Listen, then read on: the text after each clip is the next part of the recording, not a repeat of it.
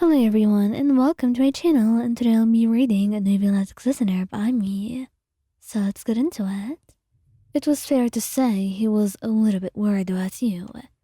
Mainly because you seemed really sick and he had no idea what it was all about. And yet, he decided that he will not leave you like this. Not when you may need him most. Although, you've been avoiding him ever since the sickness, and he has no idea why. He's tried to think of it in his head, multitude of reasons coming into his mind, and yet none of them make sense. He doesn't know just why you would not want to see him. He tries to come up with any reason as to why you wouldn't, and yet nothing makes enough sense. Nothing is logical enough for him to consider. And so, he tries to ignore it all. Because after all, it couldn't be true. Whatever it is, you would never truly ignore him for something as silly as sickness. So he must have done something wrong. Unless maybe your sickness could be contagious. However, he had told you he was Dragon Sovereign. Surely you know it won't affect him. And so, his overthinking, it really doesn't help, and he's stuck in his mind for hours upon end. Maybe to the point that it's getting cloudy in Fontaine. And the Melusines, you've noticed. Sidine comes in, and she looks a little bit nervous, but she decides to simply speak her mind. She's not going to keep her thoughts locked up in there after all. She had some things to say, and she was going to be honest about them. Monsieur, I really think that you should speak to the person that's causing you to think like that. She didn't want to make it so obvious that she knew it was you, but Neuvillette understood well enough. He didn't need it to be spelled out. And so he nodded. He did not want to bother the people of Fontaine. They deserved the fine weather. And if that meant settling his own disputes and his own problems, then he would do it. It was the least you could do for them, the least you could do for you as well, as your friend, as someone who cared about you deeply, whatever it was that you were hiding. Maybe if he just gave you a chance to tell him, you would talk and he would understand, and there would be no need for all that distance that inevitably hurt the both of you. That's how, minutes later, he found himself at your front door, knocking, and hoping within his heart that you will let him in, not only to your home, but to your heart as well. And soon, after a couple of minutes of wait, he heard your footsteps, and he smiled. When you opened the door, though, you seemed to be rather unwell. Wyan, is everything all right? You don't look very well. I assume you're still sick. Yes, I am. My throat is not really doing that good, as you can see. I can tell. Have you found a doctor? I hope you've been resting. I've been trying my best, Neuvillette. Please don't worry, and come in, of course. Sorry for letting you stand outside, he said, but he shook his head politely and entered. He knew you can just sometimes forget about some certain things, and it was not really going to hold it against you.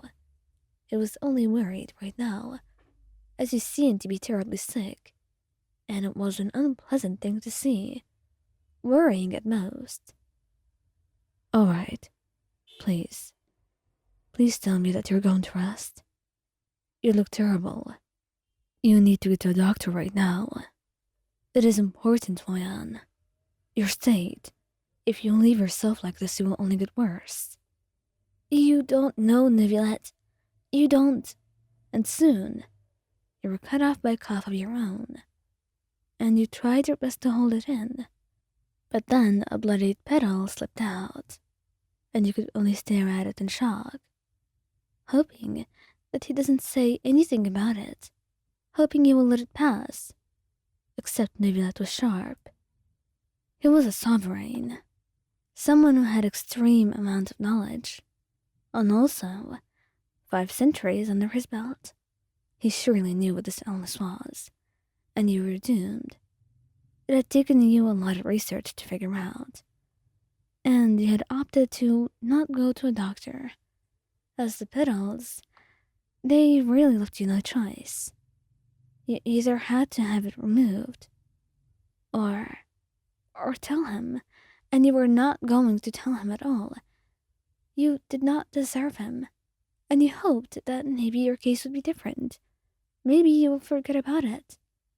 Maybe your crush is not as extreme as it is. Maybe it is not as hopeless as it could be. But the look Neuvillette gave you, it was one of desperation, and also hurt.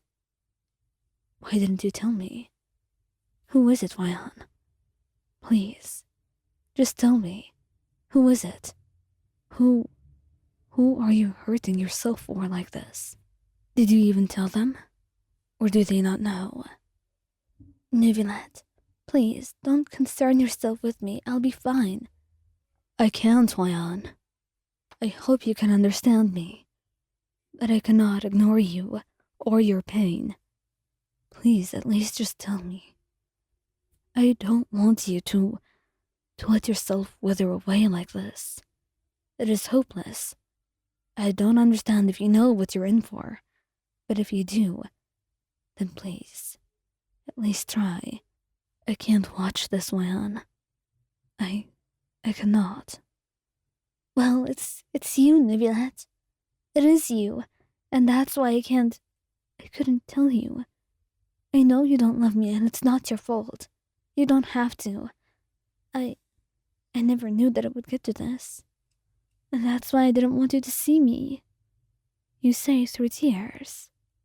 And his heart stops. And then it starts again. Much faster. And amidst all of this doom, amidst the rain outside, hope blooms in his heart. It's me. It is, Neuvillette. And it's not your fault. Please just don't blame yourself or try to love me, please. I'll be fine. Please, Wyan. Allow me. Allow me to do this. He says, looking into your own eyes with determination. And before you knew it, he was kissing you. And your chest was healing. The vines and flowers disappearing into nothingness as he held you close to his heart, kissing you sweetly. To be honest, I never thought I would have this. I never thought I would have you. And to be honest, I would have preferred if you told me yourself. But I understand why you didn't. I'm simply glad that we can be together right now. I love you, Wyan. I truly do.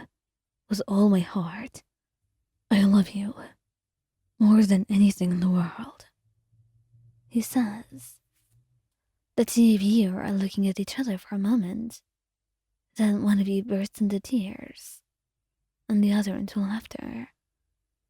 And you hold each other close, finally relieved to have the secret out, and to finally be able to relish in the other's love, to be loved and to be able to love in return.